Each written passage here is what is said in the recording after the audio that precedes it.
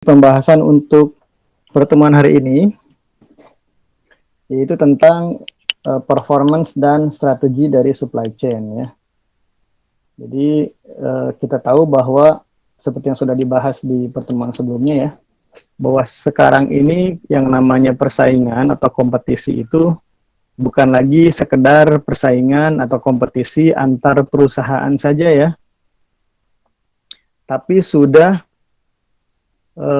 berkembang ya, expanding ya, melebar meluas menjadi persaingan antar supply chain.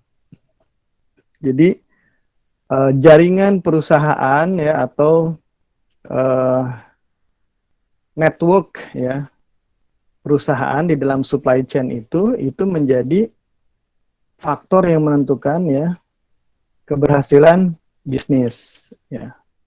Jadi oleh karena itu maka si supply chain ini performance-nya harus bagus, kinerjanya harus bagus ya. Jadi mindsetnya, paradigmanya bahwa yang harus bagus bukan sekedar salah satu perusahaan anggota supply chain saja ya, tapi semua anggota supply chain harus punya kinerja yang bagus. Jadi secara keseluruhan, kinerja dari supply chain-nya akan menjadi bagus juga. Nah, kaitannya dengan strategi, ya, kita harus lihat ya bahwa karena performance itu harus bagus, maka strategi supply chain adalah cara untuk bagaimana membuat performance supply chain itu menjadi bagus ya, menjadi punya daya saing atau untuk memenangkan persaingan ya. Jadi strategi ini tujuannya adalah untuk meningkatkan performansi dari supply chain. Supply chain sendiri kan kita sudah tahu ya, tujuannya adalah untuk memenuhi kebutuhan konsumen ya. Jadi ketika supply chain-nya bagus, artinya apa? Kebutuhan konsumen akan terpenuhi dengan baik. Ya. Nah, di sini kita lihat nih performance atau kinerja dari supply chain ini sudah ada beberapa lembaga internasional ya yang sudah melakukan perankingan atau pemeringkatan ya. Jadi dinilai lah supply chain dunia ini yang ada di dunia ini perusahaan-perusahaan besar terutama ya itu dinilai ya untuk apa supaya bisa menjadi informasi bagi dunia industri, dunia bisnis gitu. Bahwa sekaligus untuk memberikan stressing bahwa supply chain itu penting ya gitu. Ini ada top 25 supply chain tahun 2019 ya tahun lalu. Di sini dia mengurutkan, jadi ada beberapa indikator, ada parameternya ya. Sehingga masuk ke 25 top ya, tertinggi, terbaik di dunia. Oke. Jadi nanti saya share lah hasilnya ya, rankingannya ini. Nah, ini namanya lembaganya itu Gartner nih, Gartner ya, ada tulisannya Gartner. Ya, jadi nama lembaganya Gartner Incorporation ini, Gartner Incorporation, merilis hasil dari tahunan, dia melakukan survei tahunan, evaluasi tahunan tentang ranking perusahaan-perusahaan dunia yang punya supply chain terbaik gitu. Gartner nih. Nah, si Gartner ini saya buat ringkasannya, metode penilaiannya si Gartner ini di dalam menilai performance atau kinerja supply chain itu ada dua ya. Ada dua ada dua kriteria ya. Ada kriteria kualitatif di sini. Itu pendapat para expert di bidang supply chain ya. Gitu. Kemudian ada aspek kuantitatif atau kriteria kuantitatif. Ya, yang diukur apa aja itu yang kuantitatif? Ya. Yang pertama adalah TOR ya di sini, inventory turnover ratio. Ya. Atau definisinya kecepatan perputaran barang dari status inventory ke sales. Semakin tinggi semakin bagus. Jadi kalau teman-teman lihat di perusahaan ya atau di supply chain, ini kita konteksnya supply chain ya. Kemarin kita ambil contoh misalnya PT Aqua tuh ya. Nah, Aqua ini kan punya supplier punya manufacturernya sendiri dia, kemudian ada distributornya, ada wholesalernya, ada retailernya, sampai ke customer ya. Nah ini kan masing-masing si aktor atau anggota supply chain ini, kan masing-masing punya inventory ya nggak? Punya inventory itu. Ada inventory bahan baku, bahan setengah jadi, barang jadi ya, si akuanya. Si distributor pun sama, dia punya stok, punya bahan baku si aqua itu sendiri ya. Si wholesaler pun sama, retailer pun sama. Nah, kecepatan perputaran barang artinya bagaimana barang itu bergerak dari status persediaan atau inventory menjadi sales, terjual pada masing-masing anggota supply chain itu menunjukkan indikator apa? Kinerja ya, performance. Kalau tornya perputarannya semakin tinggi, maka kinerjanya semakin baik, semakin bagus. Jadi kalau inventorinya numpuk di gudang jelek ya kan, seperti itu. Tapi kalau dia berputar, hari ini diproduksi, hari ini dikirim atau besok dikirim ya kan, bisa dibilang cepat itu gitu. Tapi kalau hari ini masuk ke gudang, ya mau di gudang di supplier, mau gudang di ini gitu ya, di manufacturer, gudang di distributor, wholesaler, retailer gitu ya. Kalau retailer berarti kan display atau bisa juga gudang toko ya. Nah, kalau ini lama ngendap di gudang itu makin jelek gitu ya. Jadi niat TOR itu menjadi salah satu parameter perputaran barang dari status inventory ke sales gitu ya. Paham ya? Kalau teman-teman ada yang kurang jelas, kurang paham, tanyakan aja langsung ya. Oke, ini poin 1. Paham ya untuk yang poin 1?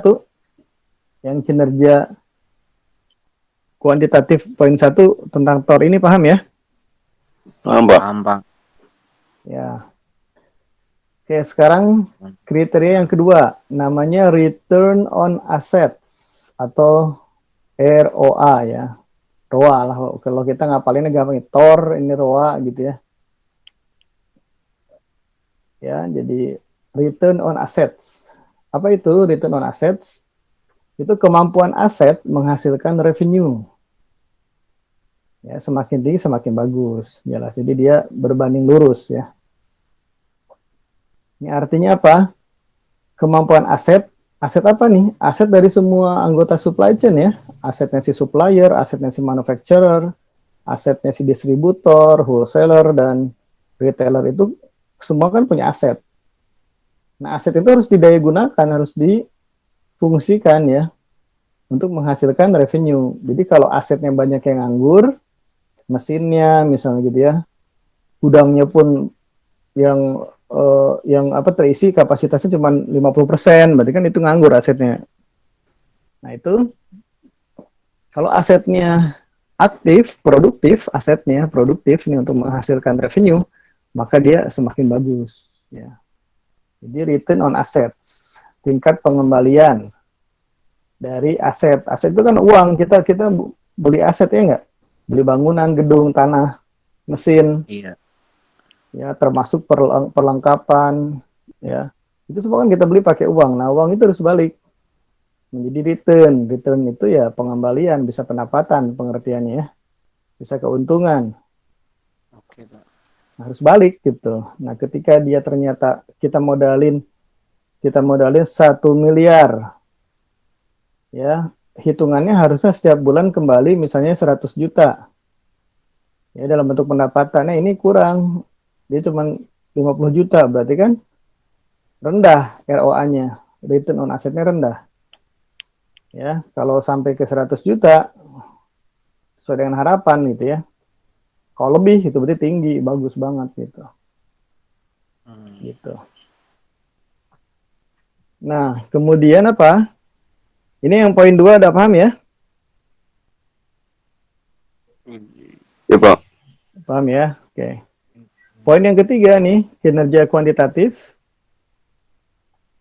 adalah revenue growth ya. Pertumbuhan pendapatan. Jadi pendapatan yang tumbuh atau pertumbuhan revenue. Kalau supply chain bagus, maka akan mampu merespon peningkatan pasokan barang. Nah, ini Logikanya begini teman-teman, revenue growth itu revenue akan naik, pendapatan akan naik seiring dengan apa kenaikan permintaan ya nggak, demand-nya naik nih.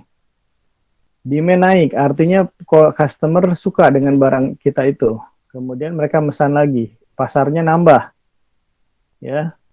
Nah, ketika pasar nambah berarti kan kita harus bisa merespon nih, demand naik, permintaan naik. Gimana cara kita merespon demand yang naik ini? Ya, artinya supply chain-nya memiliki kinerja yang bagus. Supply chain ini punya kemampuan untuk merespon peningkatan demand, ya, permintaan barang ya. Di sini demand, maaf, peningkatan demand barang ya. Jadi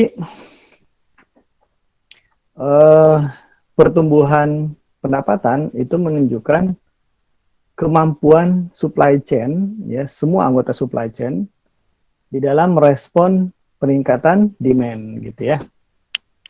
Karena bisa jadi sekarang misalnya bagus nih untuk merespon demand sebanyak misalnya 100.000 barang per bulan. Tapi ketika naik permintaan 150.000, udah kacau tuh supply chain-nya. Ya kan? Nah, ini jelek nih kalau supply chain seperti ini. Dia harus bisa mengantisipasi ketika permintaan naik, tumbuh. Supply chain ini harus bisa merespon gitu ya. Sehingga apa, ketika demand naik, dia bisa penuhi, akhirnya apa, revenue dia pun naik, tumbuh. Nah, itu menunjukkan bahwa performance-nya dia, kinerjanya supply chain dia ini berarti bagus gitu ya. Oke, poin 3 paham ya? Iya Pak, paham. Baik. Nah ini, jadi sebenarnya 3 poin ini saja ya teman-teman yang menjadi ukuran dari si penilaian Gartner secara kuantitatif. Kualitatifnya tidak diberitahukan, itu hanya pendapat para expert aja, para ahli.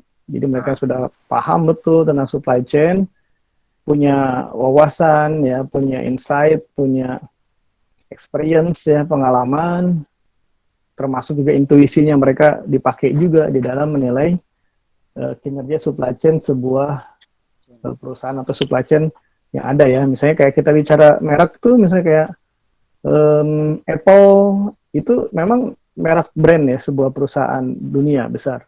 Tapi yang dilihat bukan cuma Apple satu perusahaan manufacturer-nya saja, tapi dia sebagai supply chain ya, gitu. Supply chain Apple gitu.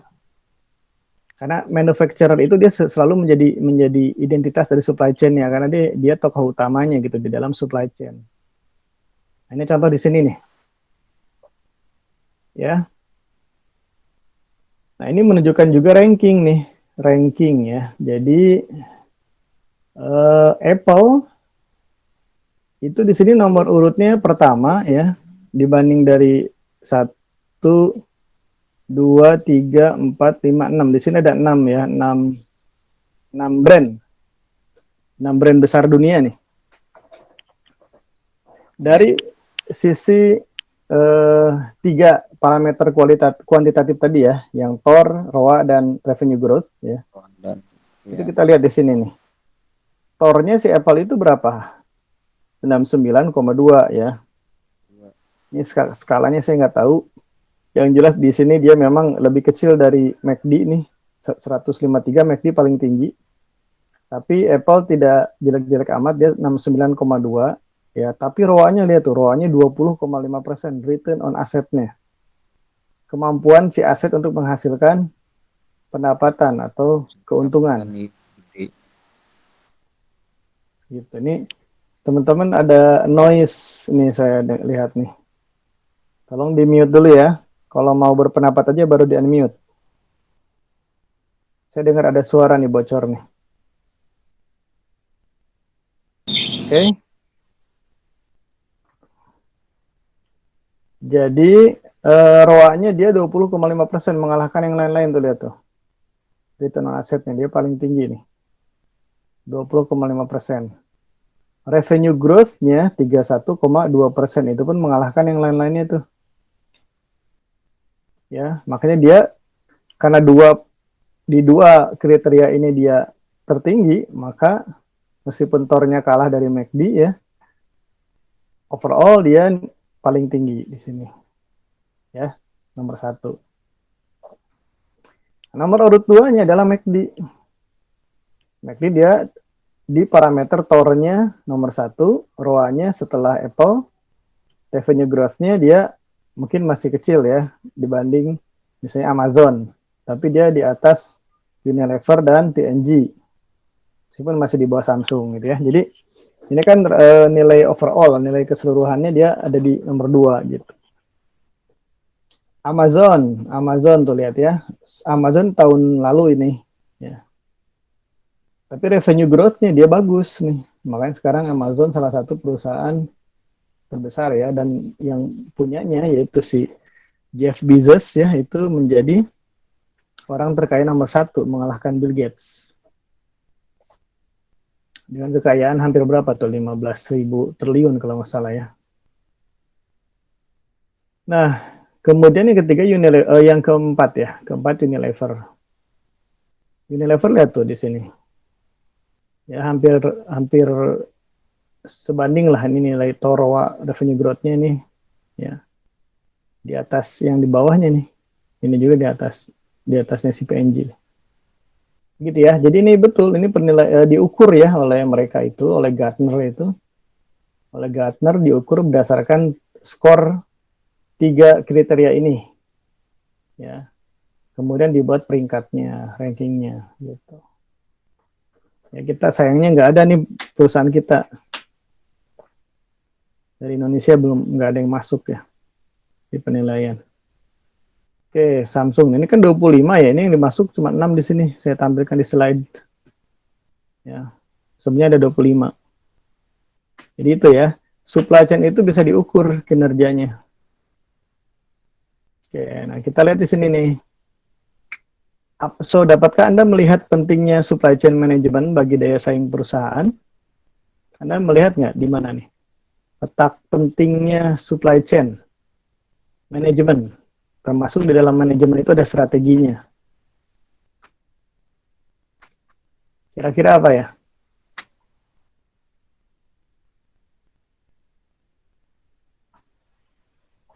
Silakan, sekarang open discussion. Dari yang tadi sudah saya bahas.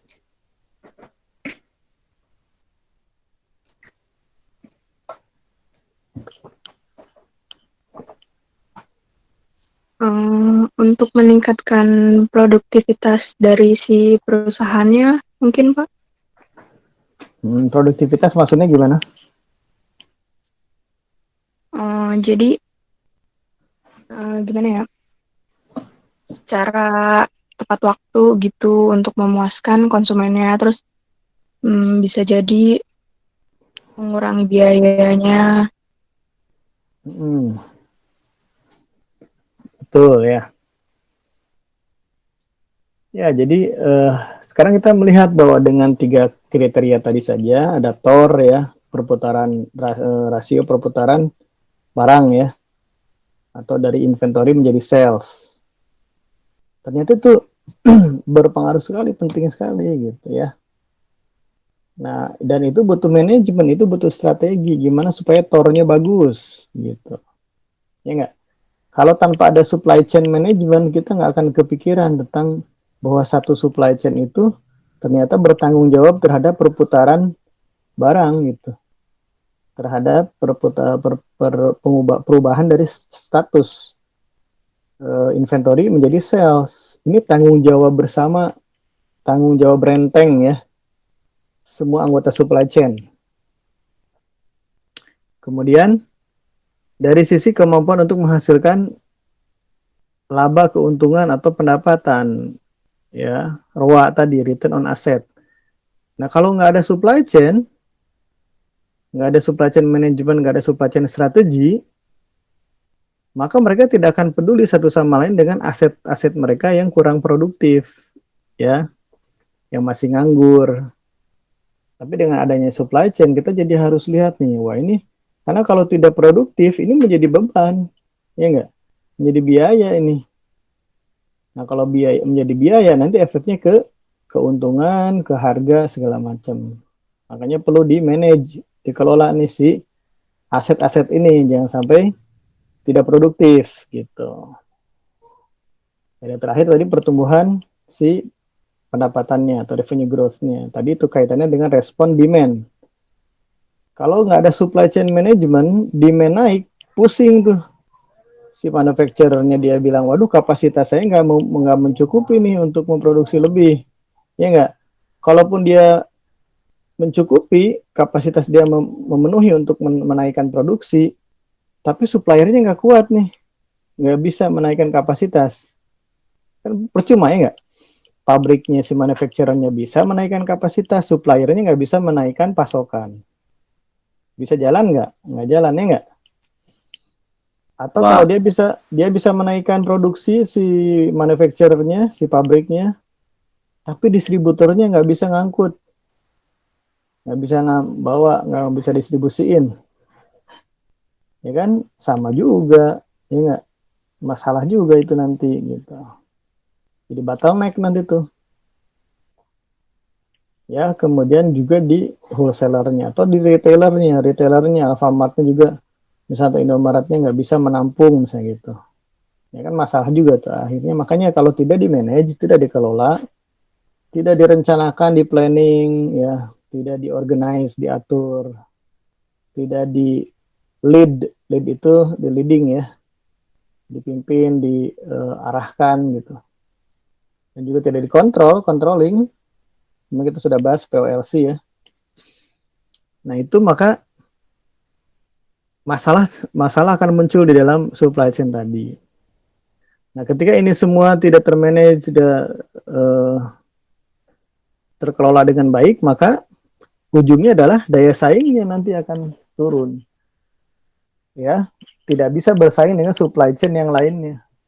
Makanya sekarang kalau kita lihat kok bisa ya Aqua dari dulu menguasai pasar terus dominan terus, ya nggak? Padahal sudah banyak merek-merek brand-brand baru.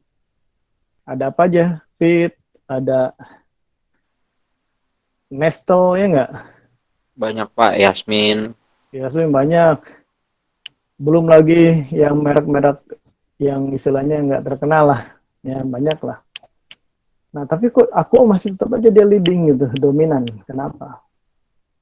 Nah, tadi, karena konteksnya yang dilihat bukan cuma si Aquanya saja bisa buat botol minum, air minum dalam kemasan aja. Ini bicara supply chain. Dia punya jejaring suppliernya, distributornya, wholesalernya, si grosirnya, si retailernya gitu ya. Kuat nih dia gitu. Jadi kalau dibayangkan ular itu seperti ular piton gitu kan, panjang besar gitu kan. Bukan ular apa yang kecil tuh? Ular yang di kali gitu ya. Nah, Ular sanca gitu Pak. ular sanca sama kayak piton gede dia. Nah, maksud saya ketika supply chain-nya besar nih, panjang gede gitu, jaringannya kuat, nggak bisa dikalahkan oleh. Ada yang bisa bikin air minum lebih baik dari Aqua, rasanya lebih lebih seger misalnya, lebih bagus. Tapi tetap aja dia nggak bisa mengalahkan Aqua. Karena dia cuma bisa bikin produk yang bagusnya saja, tetapi supply chain-nya dia nggak bisa bikin yang bagus gitu. Ya, paham sekarang ya kenapa? Ada yang bisa bikin ayam goreng lebih enak dari McD atau KFC? Banyak nggak? Banyak Pak. Banyak. Tapi kenapa nggak bisa mengalahkan McD, KFC? KFC terutama kok ayam gorengnya. Ada sudah Mungkin banyak karena merek-merek baru tuh, Hisana, apa tuh saya sering melihat tuh. di Ya, Besto. ada Besto. Nah, kenapa nggak bisa mengalahkan KFC? Supply chain manajemennya mungkin kurang dikelola dengan baik Pak. Iya, intinya ada pada supply chain. Nah, supply chain Supply chain. itu, daya saing itu ternyata ditentukan oleh supply chain. Makanya saya bilang sekarang ini persaingan, tadi di awal saya bilang, saat ini persaingan kompetisi, bukan lagi antar perusahaan belaka. Perusahaan ini tadi ya, Aqua lawan Nestle atau Fit. Tapi ini persaingan antar supply chain. Ya, supply chainnya Aqua lawan supply chainnya Fit. Atau lawan supply chainnya Nestle gitu. Ya. Kalau saya pribadi, misalnya saya pribadi nih, saya kalau ada Nestle, saya beli Nestle duluan. Karena saya merasa lebih seger gitu ya dibanding Aqua. Tapi coba lihat market share-nya, pangsa pasarnya, pasti lebih besar Aqua tetap gitu. Yang dominan gitu. Padahal Nestle mungkin lebih enak gitu, jangan-jangan. Saya nggak tahu, Anda gimana? Anda, ini kita bukannya promo ya ke merek apapun. Iya Pak. Anda gimana? Lebih suka Aqua apa Nestle? Mineral sih, Pak. Oh, lime mineral juga enak ya, better dibanding Aqua. Sama, saya juga ngerasa lime mineral lebih enak. Ya sih Segar. Pak, lebih kerasa gitu. Beda sih segernya. Tapi coba Anda lebih mudah menemukan Aqua apa lime mineral di retail. Aqua Pak banyak banget di mana-mana. Aqua kan. Jadi tidak Iya, cukup hanya membuat produk yang bagus saja. Supply chain-nya yang utama itu. baik Pak.